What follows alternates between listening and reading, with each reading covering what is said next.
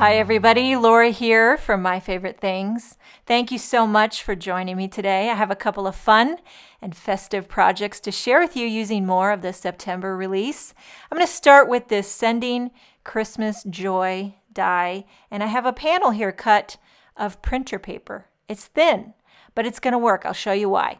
I went ahead and pre-cut a bunch of strips of solid color cardstock. Each of the strips are trimmed to a 1/2 inch wide or thick, and I covered the panel with tape runner. You could use liquid glue, whatever works for you to adhere your strips, just work it. Now this is what I call a Christmas rainbow, because if you have a bunch of shades of red to start it off and then fill in with your rainbow goodness, and then you end it with a bunch of shades of green, just rifle through your scrap bin drawer until you find as many shades of green as you can find. So you start it with red and you end it with green.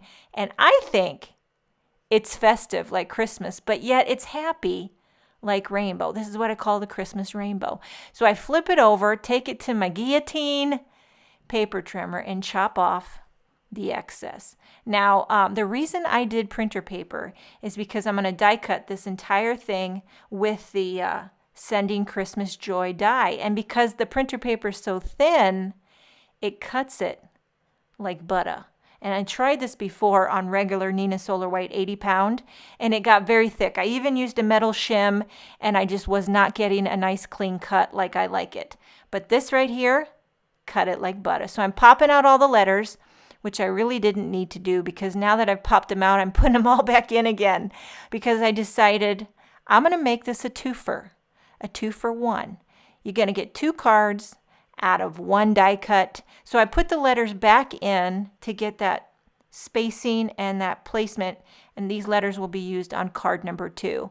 So I hold it down with the Post-it, and all I got to do is pop them on card number 2, and they're ready to roll. So once I get that all held down, I'll flip it over and try to carefully pull out the letters. And it works like a charm. Now for this card, I get to do 2 of my most favorite things to do in card making. Strip it and shake it. And I know what you're thinking. Laura, that sounds really inappropriate to strip it and shake it. But we're cutting strips of cardstock, and then we're turning it into a shaker. So there you can tell people, guess what I watched today? I watched Laura strip it and shake it. And they're going to look at you like, what? That is just not right. Okay, so here's the shaker fun part. I have a panel of acetate. This is Hero Arts acetate, which is nice and sturdy, and it will make this panel, because the panel is just that printer paper and it's a little flimsy, but with the acetate it makes it nice and sturdy. So now we have our shaker window created. I went ahead and adhered a few of the innards to the letters, which is totally optional. I actually ended up later on taking out the inner to the big O on joy. But you know what? Every card is an evolution, and we're just rolling with it.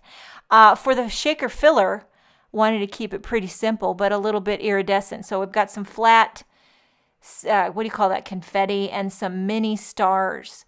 Not distracting, but just sparkly. You could stop right here, and I think it's perfectly festive. But I decided to kick it up a notch. So I'm stamping this little tree, which is from the present time stamp set, and I'm going to color it in with Copics. Now, I don't get too fancy schmancy with the Copic coloring. I keep it very simple.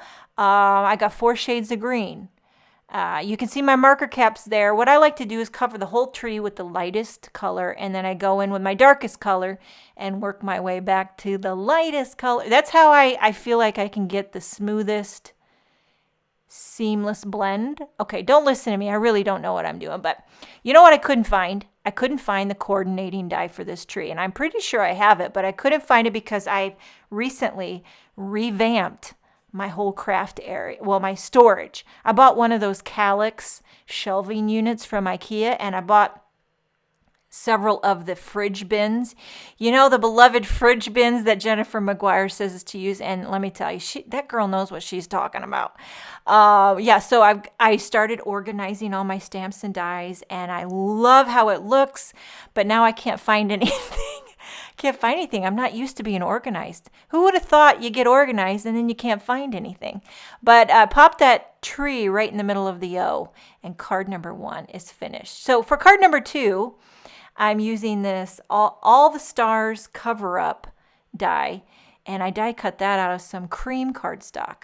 I'm going to pop up this panel, so I put a lot of little skinny slivers of foam tape on the back. I know I'm crazy, but to me, I know it's a broken record, but dimension is life. And when you pop up that cream onto the white, it's like a neutral contrast match made in heaven.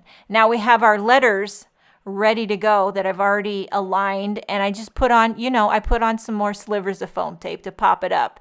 And I'm just eyeballing it, trying to center it, line it up. Now I'll tell you what, this one right here, wait till I remove the Post-it tape. Pretty sure it's crooked. What do you think? I think it's going uphill. So I did have to do a little bit of adjusting, a little bit of zhuzhing on a few of the letters just to straighten it out, but no big deal. No big deal. Now, I wanted a little more. I just needed something more. So I took these little, I don't know if it's holly or mistletoe, but these tiny little green leaves that are from the Holly Jolly Cardinal Die-namics die set, and just did them out of some green. And I'm just going to adhere these green leaves like it was mistletoe or a little Christmas swag at the top of the O. I'm using glossy accents. And then in the center, a few little red gemstones. I think these are pretty pink posh. I use 3 different sizes, like little berries. And then once it's dry, you got to make sure and zhuzh it. Lift up your leaves, give them some air, give them some love, and then you have this card number 2 finished. What do you think? I don't know which one I like better, but I got to tell you, one thing you got to try during your Christmas card making, you got to try to strip it up, and you got to try to shake it up, because that is how you get in the holiday spirit. I hope you enjoyed this video. Thank you so much for joining me. Have a wonderful day, and I will see you next time.